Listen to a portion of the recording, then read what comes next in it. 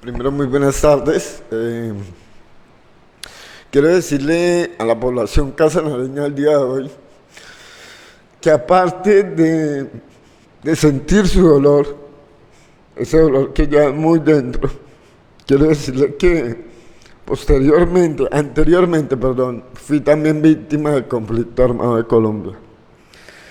Lamentablemente, los lazos de las autodefensas campesinas del sur de Casanare no solamente tenían raíces en el departamento del Casanare, sino también Meta, Cundinamarca y Boyacá.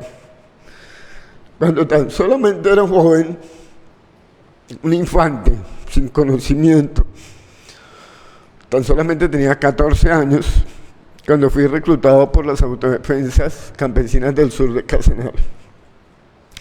Posteriormente, después de la guerra de las autodefensas campesinas del sur del Casanare y del bloque Centauro, logramos desertar de ella, dirigiéndonos en una forma de reparación a la sociedad y de integración nuevamente a la sociedad.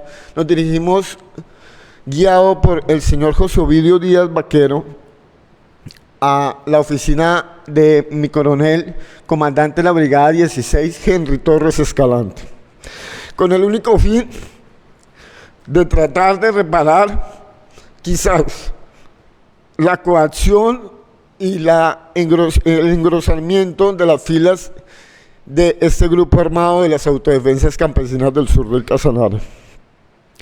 En ese entonces, la única idea que llevábamos en mente era tratar de resarcir un poco de daño del que habíamos causado al haber sido coaccionados y haber pertenecido a esta organización ilegal.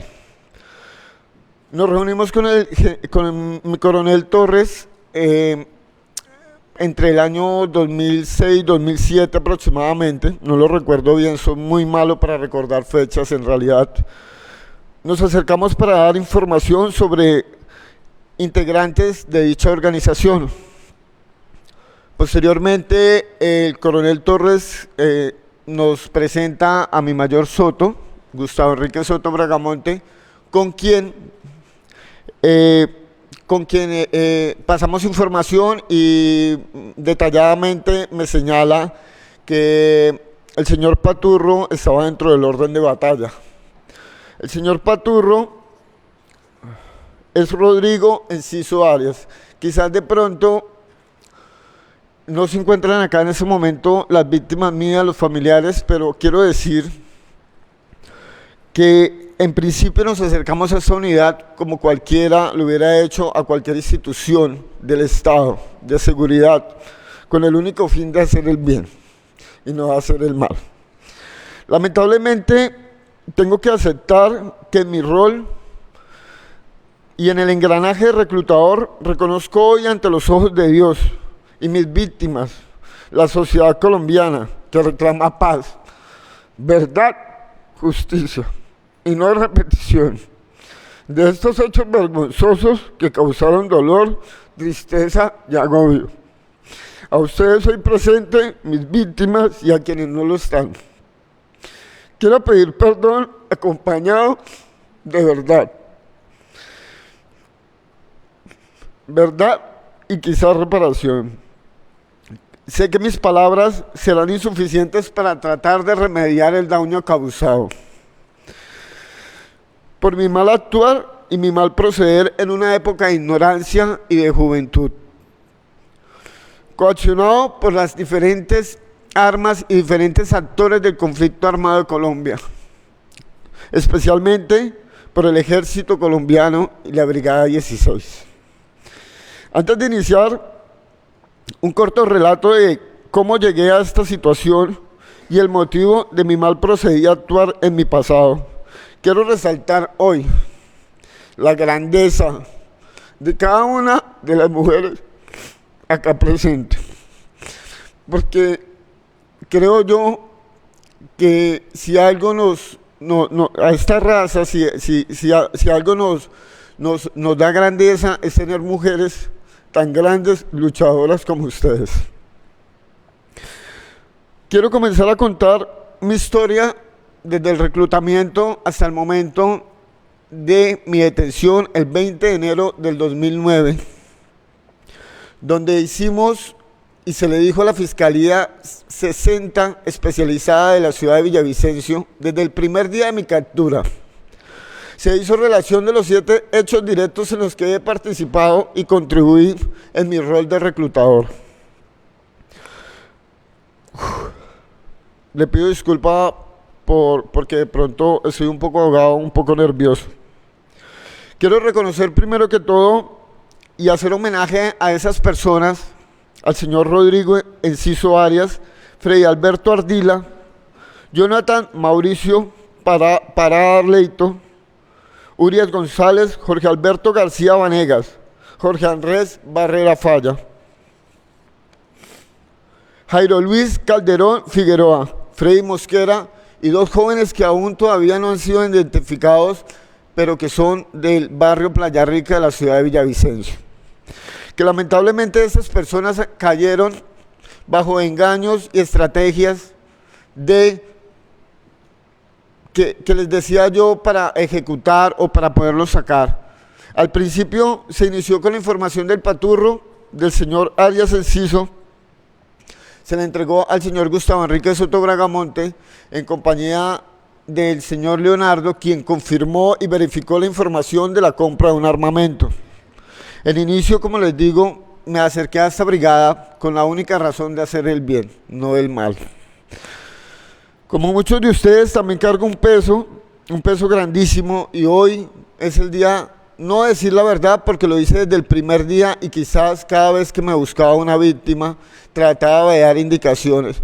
Y creería yo que muchos de esos procesos que hoy en día están en la luz y que no tenía conocimiento ni la Fiscalía ni ninguna unidad de investigación han surgido por mí. No quiero excusarme ni tampoco tratar de mitigar mi actuación dentro de estos hechos, pero quiero decirles que hoy y siempre estaré presente para decir la verdad, y la única verdad acá fue que se asesinaron inocentes. Lamentablemente, la coacción de las armas del Estado y por parte de los grupos ilegales, para nadie no es un desconocimiento que esto no únicamente no ocurrió en el Casanare. Eso es como yo lo llamé y se lo dije al magistrado Oscar Paravera. Para mí, esto fue un sistema de ejecución extrajudicial implementado por el gobierno central del momento. Por lo tanto, quiero pedirles perdón. Quizás de pronto, como lo dije anteriormente, mis palabras no puedan mitigar ni siquiera remediar un poco del daño causado. Pero también quiero decirles que conozco ese dolor porque lo he vivido. Sé que es estar una madre sola. Sé que es que una madre pierda a su hijo cuando está muy joven. Señor Rodríguez, yo quiero hacerle una serie de preguntas de seguimiento para que el país entienda lo que usted nos está reconociendo. Usted en algún momento se convierte en informante de la brigada, pero ¿a cambio de qué usted empieza a darle información a la brigada?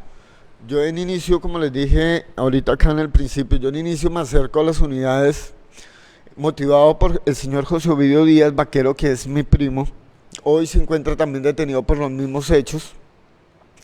¿Con qué motivo lo hacía? Lo hacía con el motivo de reinserción social, como les dije al principio, de tratar de mitigar un poco el dolor de contraer con la verdad. Como yo creo yo que hay miles en Colombia y sé que aún todavía hay gente callada acá en el Casanare que han sido víctimas del reclutamiento forzado. Y que de alguna manera... Señor Rodríguez, perdóneme interpelarlo para tratar de aclarar el relato. ¿Usted recibía dinero por la información que brindaba? Como lo dije anteriormente y como siempre lo he dicho, mi mayor Gustavo Enrique Soto Bragamonte acá presente, él nos hacía firmar unas actas de recompensa, las cuales nunca se recibía ni la totalidad, ni siquiera diría yo un 10% de la totalidad de dicha pago de recompensas. Yo me acercaba a esta unidad y esa información siempre la di, siempre buscando el bien. No, señor, simplemente nos daban 500.000 pesos que eran prácticamente los viáticos. Ahora, ¿usted cómo seleccionaba a las personas de las cuales daba la información? Como en principio le dije, hay 3 hechos, diría yo, de los 7 en los que yo directamente participé. Esos 3 hechos se les brindó la información directamente al comandante Gustavo Enrique Soto Bragamonte y enviaba al señor Leonardo o enviaba al señor capitán Rivera para corroborar los hechos o a Fiverr para que corroboraran los hechos de dicha información. Nosotros al principio lo que hacíamos era el enlace entre los funcionarios del Estado y los presuntos compradores o vendedores de armas. ¿Usted dónde buscaba a las víctimas? Al principio era información que nosotros recolectábamos digámoslo de esta manera, nuestro vínculo social o delincuencial, llamémoslo de esa manera. Era información que llegaba a nosotros, que sustraíamos de la misma sociedad en principio. Posteriormente, debido a que, digamos, no se podía seguir en el vínculo delincuencial, digámoslo de esa manera, en el vínculo social en el cual obteníamos la información, lamentablemente tengo que aceptarlo y reconocerlo hoy ante un país y ante una sociedad que, de acuerdo a la coacción que el señor Gustavo Enrique Soto Bragamonte ejercía en nosotros y en otros informantes que hoy lamentablemente no están con vida ni tampoco presentes, no puedo señalar sus nombres porque sería decir mentiras, pero sé que era digámoslo, el medio operando del señor Gustavo Enrique Soto Bragamonte. Entonces, lamentablemente tengo que confesar en este momento que llegó en un momento de tanta coacción que no sabía de dónde sacar información, no sabía de dónde obtener a esas personas con esos perfiles y lamentablemente terminé ya incluyendo a mi vínculo social muy cercano. ¿En algún momento usted fue a buscar víctimas a Villavicencio?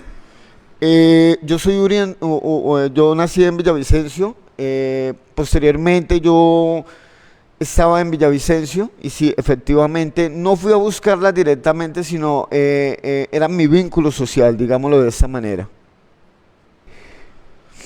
¿Usted sabía que cuando daba información de ciertas personas, esas personas iban a ser asesinadas? ¿O cuando las entregaba al Gaula Casanare iban a ser asesinadas? Bueno, en principio se daba la información y efectivamente sí, sabíamos que iban a ser asesinadas, que iban a ser ultimadas, sí señor, sí lo sabíamos. ¿Usted tenía algún tipo de conocimiento de esas personas o algún vínculo con esas personas que usted entregó al Gaula? Sí señor, como le dije anteriormente, hacían parte de mi vínculo social.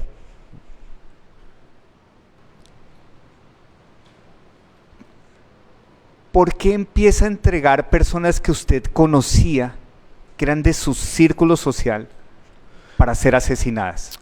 Porque al principio se dieron varias informaciones que efectivamente eran corroboradas, que eran efectivas, que se pudieron corroborar por funcionarios encargados del desarrollo de la operación, que iban hasta Villavicencio, como lo dijo anteriormente Leonardo. Por ejemplo, el tema del paturro, bueno, no vamos aquí a señalar en este momento, porque lo hacía por el miedo, por la falta de experiencia, por la ignorancia, por la cobardía, lo hacía, porque en realidad no tenía de dónde ya señalar o realmente brindar una información legal. Cuéntenos un poco más de esa reunión con el entonces coronel Henry William Torres Escalante y cómo esa reunión se relaciona con esta actividad criminal que ha ido mencionando.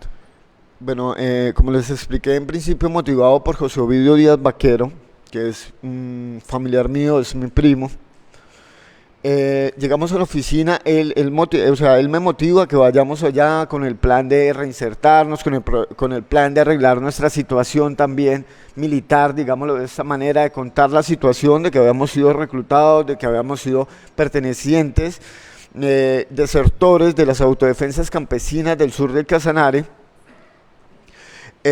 Nos encontramos con el señor Gustavo Enrique Soto Bragamonte en la oficina de él en la Brigada 16, con quien estuvimos hablando, con el señor Henry, perdón, con el que estuvimos hablando y dándole cierta información de actividades, quizás, digámoslo de esta manera, no quizás, era así, de actividades de las autodefensas campesinas del sur de Casanare, que en ese entonces llevaba una lucha en contra del Estado en ese momento y en contra de la organización, las autodefensas de los centauros.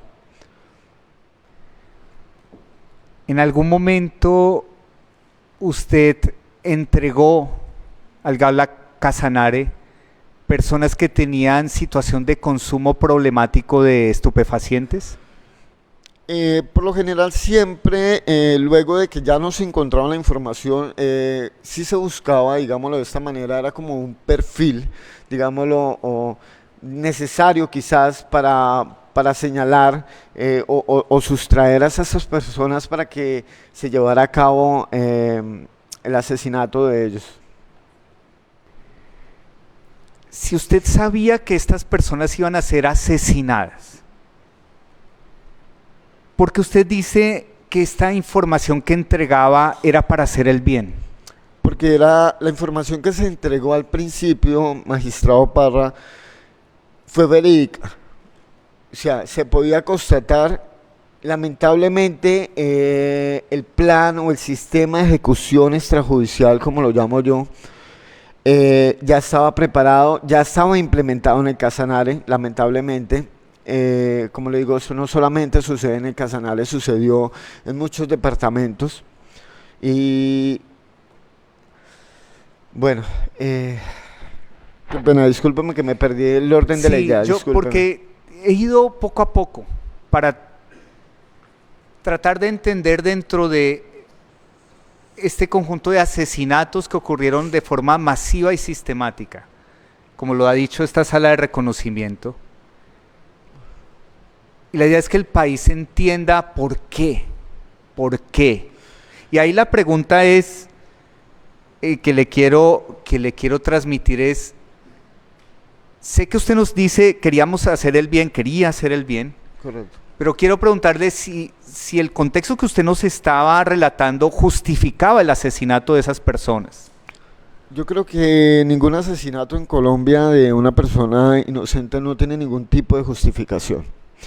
La única, digámoslo así de esta manera, se sabía que iban a ser asesinados, efectivamente.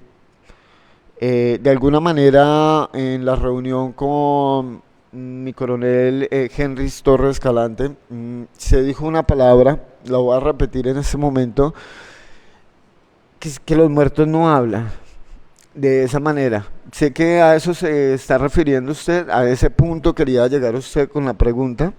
Efectivamente, en algún momento se dijo eso en la reunión con el coronel Henry Torres Escalante.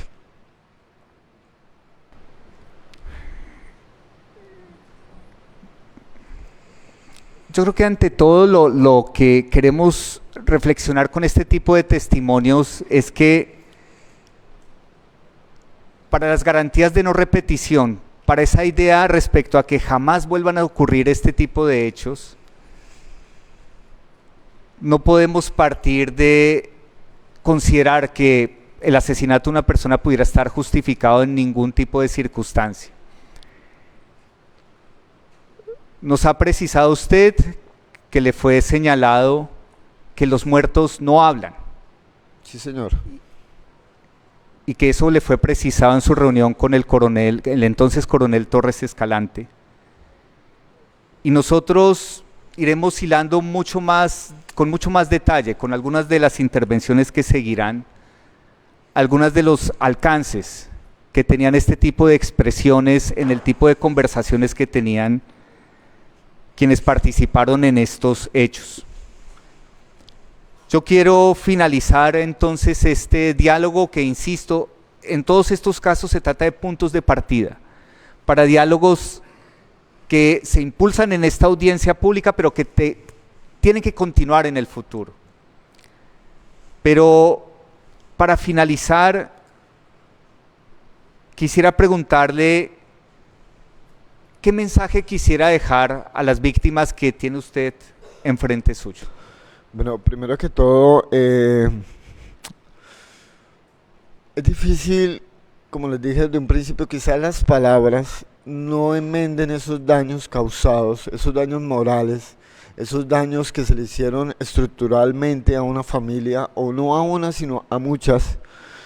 Yo quisiera que así como hoy en día están unidos, también no olviden un pasado, no olviden el pasado de unas víctimas que, si es claro, ustedes llevan 17, 18 años, yo llevo casi 15 años preso físico, quizás porque llegué en el momento que no debería haber llegado, a brindar esa ayuda, ¿no? A tratar de resocializarme, a tratar de brindarle de pronto al pueblo casanareño, que durante décadas, no solamente por los funcionarios públicos, sino por los diferentes grupos ilegales que han estado acá, así como ustedes llevan 18 años, ya han pertenecido unidos, creería yo que hay gente acá en el Casanare que no llevan 18 años, llevan 20, 25 y 30 años tratando de buscar un consuelo, tratando de buscar una verdad. Pero lamentablemente el Estado colombiano no solamente ha abandonado miles de territorios colombianos, de territorio colombiano, y que la soberanía en Colombia no ha sido totalmente del Estado. Para nadie no es un secreto. Yo los quiero invitar a que no solamente sigan unidos, sino que también impulsen y que abran esa puerta, ese camino, para que las nuevas generaciones, a partir de hoy, de este momento donde se escribe la historia, no tengan la misma repetición, y que no solamente busquen algo personal, como le decía, discúlpeme, no lo escucho. Andrei, bueno, como lo decía Andrei, es que no es algo personal, sino hay que buscar algo. Hay una persona que decía: un país dividido es un país sin rumbo. Lamentablemente tenemos más de 50 años de guerra, de un Estado de derecha, un Estado de izquierda, lamentablemente, pero un país dividido es un país sin rumbo. En cambio, estando juntos, no solamente busquen el beneficio propio de esclarecer la verdad de ustedes, sino también ayude al pueblo casanareño, a los demás que han estado acá y que necesitan una verdad, más de 30 años buscándola y no han tenido resultado. Yo solamente los invito a que sigan juntos, y que en realidad aquí hay gente que realmente viene a decir la verdad. Y siempre la hemos dicho, como desde el primer día en que fui capturado, el 20 de enero del 2009. A la Fiscalía 60 se le dijo la verdad y todos los hechos en los que habíamos participado.